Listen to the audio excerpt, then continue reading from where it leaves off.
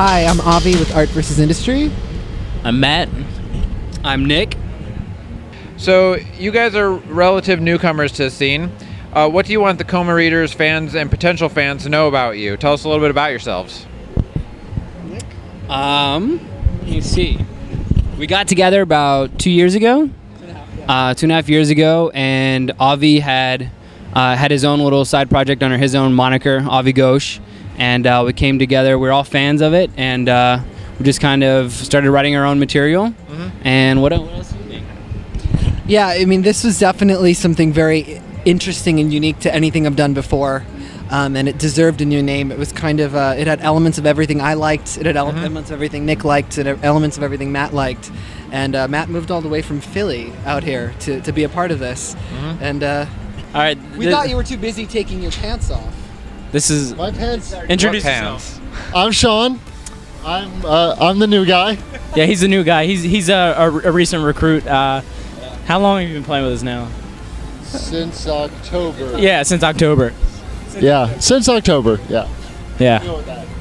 All right. Now, your sound has been described as experimental electronic music, but there's also a rock element to it. How do you actually describe it? You know, the whole genre thing has always bothered me. I think music and art really can't be categorized, and I think, you know, if you come from a pretty honest place when writing music, it can't be boxed into some sort of marketed, commercial, easy to understand category. I feel like art, it comes from an honest place, and it's usually the end result of everything I've ever listened to and everything I've ever loved. So, you know, whether it's, you know, Tupac all the Right. way up to, you know, I guess Cradle of Filth, I like everything in between. Right. So, And I think the interesting thing is that, you know, on one record, I mean, one song will be almost like a straight up like alternative hard rock song, and then the next song would be no guitars, entirely electronic, gritty, in your face. I mean, you know, it's not one of those things where if you set out saying, okay, I want to write a song that sounds like this, Right. it's going to sound like that, and it's going to sound forced. You know, you can't. You just write what comes to you, and whatever it sounds like, that's what it sounds like. I mean, you guys definitely. I think we're post-apocalyptic punk. I like that. I can agree with that. An interesting show, that's for sure.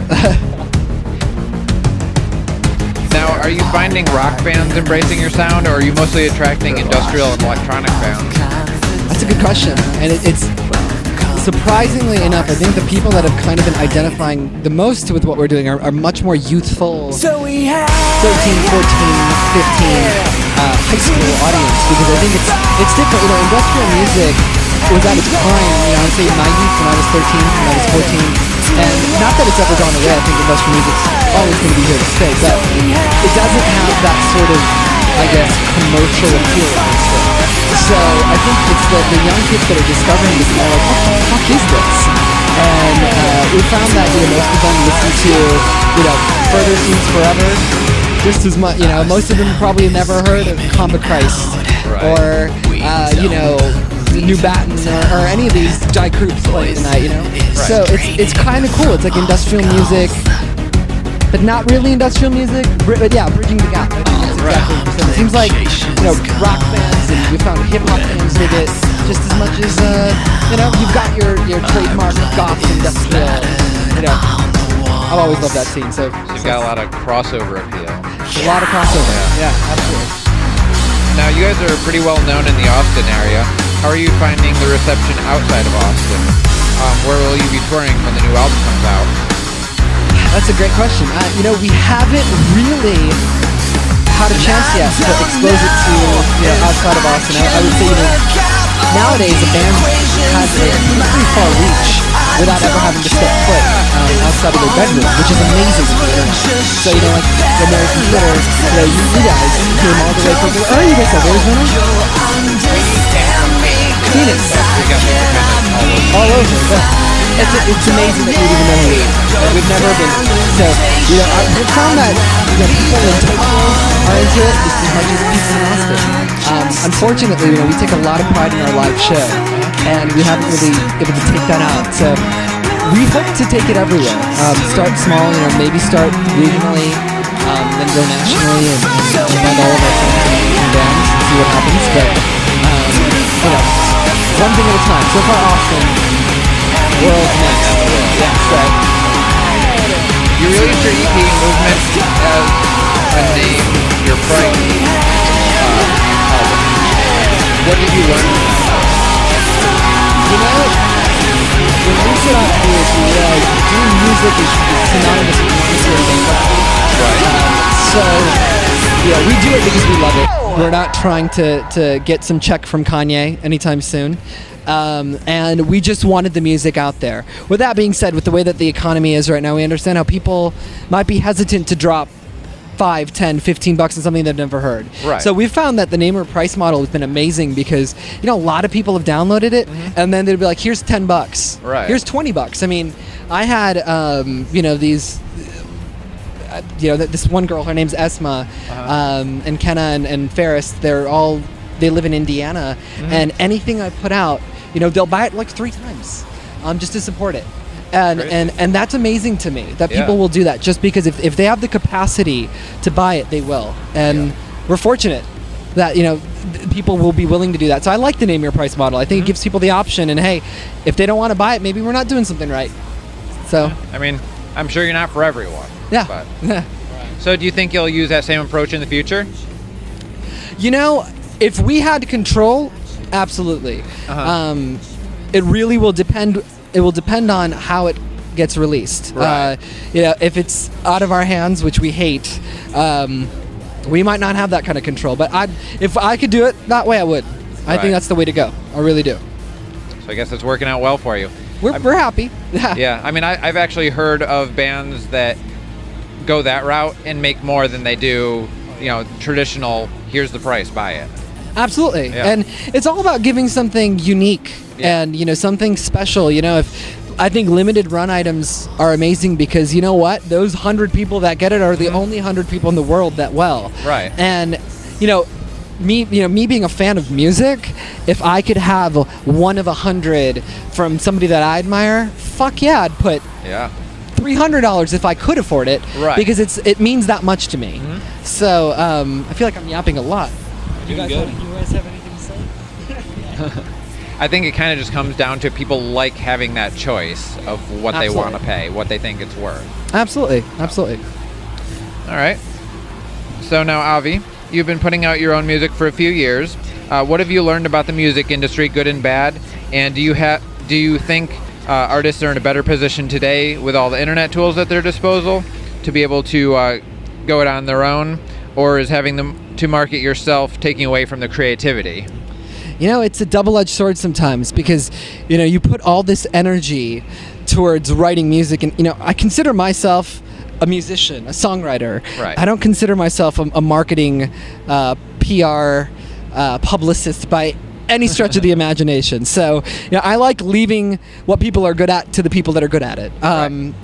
Unfortunate reality is we're at a point where everybody with a MacBook Pro at a MySpace is a rock star, right? So there is definitely, I would say, a bit of a challenge to get heard.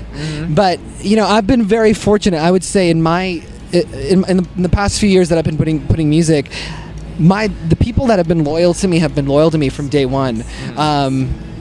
Whether it was from my first band Defy, they've bought everything I've ever done up until Art versus Industry, and people have been pretty excited. Right. So would it be nice to have $500,000 thrown at us in a tour bus so we could go and play and quit our day jobs? Fuck yeah, it would. Right. But the unfortunate reality is, the music industry is what it is now, and just to be able to do what we're doing, I'm fortunate to, and I never take it for granted. So I'm grateful, but hey, we could always use a little help. I think all independent artists could. Of course. Now, your sound has drawn comparisons to electronic artists such as Nine Inch Nails, which may cause people to prejudge before even hearing your music. Have you found this comparison has helped or hindered you along the way? I've always had this thing. When I started doing music, it was just me in my bedroom, long black hair, keyboards, one-man band.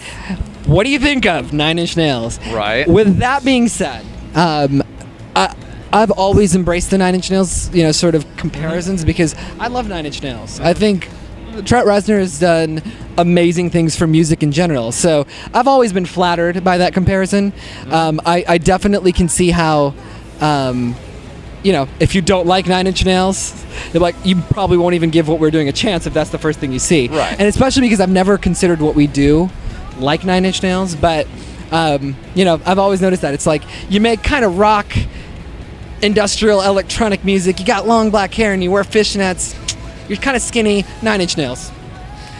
And I also think that we get the Nine Inch Nails thing simply because reference to earlier when we're talking about, we're really a crossover, like we're finding rock fans and industrial fans. Well, those rock fans have never heard of bands like Zeromancer and A-Pop and all these other bands where, one of our songs may sound so much like this band, but they don't get that frame of reference. The only thing they have that they know of is Nine Inch Nails. Like, some of them don't even know, even if you say Stabbing Westward, most people are like, who's that? Right. So, I mean, I love it. I feel, it's very flattering. But at the same time, I think we're all over the place, and it's to me it's a song by song basis. So it's once again really hard to nail that comparison. One song can sound like Nine Inch Nails, another song can sound like something completely different. Yeah, and the next song can sound like Depeche Mode. Yeah, and it's funny because I would say a lot of songs we're doing sound more like Sade and Seal than a song like Dissipate than Project Pitchfork or Nine Inch Nails or whatever. So, we just all are fans of music. We have so many varied influences, and Nine Inch Nails. There could be a lot worse bands to be compared to. So we're fortunate. All right, and finally, time and time again, industry has attempted to silence art. Case in point, the recent SOPA bill. And art has always found a way to fight back, like the internet blackout protest. So as your name states, what is the verses in the name? Do you have a master plan to take on industry? That's a great question. I'll let you start with that. You start. I'm going to add on. Well, okay. I think art will always overcome industry. I think that's one of those things, when like my favorite books like Fahrenheit 451 or even 1984, right? Like the whole Orwellian, artists always have a big fuck you for the world. And if it wasn't for artists, I don't think minds would continue to get expanded. So I think art's always going to win. And I think things like SOPA, PIPA, and all that utter bullshit, totally against it. I think internet is one of our last few areas of full, complete freedom. And the moment that that's restricted, it's over. So I think we as artists, we as engineers, we as people will fight against it. I think we'll all find a way because I think at the end of the day, art's what keeps the world moving. And fuck industry. They never had a chance. You? I don't know. Just to add on, I think that we'll always offer a voice. We'll always offer, a reason to fight back. We'll always give a little bit of maybe hope that there will be some sort of fight. I don't know. I think that there are always going to be people, especially on the online community, that will have a voice. And I hope to be, this band will be the voice for that group. For this upcoming generation, if anything, because, it is kind of sad sometimes when a lot of people might be a little afraid to take on, commercial regimes. And you can't blame them. Sometimes it's overwhelming, but I definitely hope that we as musicians and other musicians will join us. And I think that's what makes me proud of the industrial genre in general and our sort of scene and community. That's why I take a lot of pride in that, because we've always been the fuck you from day one. We've never done anything, to me, industrial is a variant of punk. It's always been a variant of punk to me. It's more digital and synthetic and cooler because we like knobs and electronics. But at the end of the day, it's a big punk rock fuck you. And we'll find a way to take it on, and I think we'll win. So bring it. I hope so. All right. Well, thank you guys. Thank you. All right.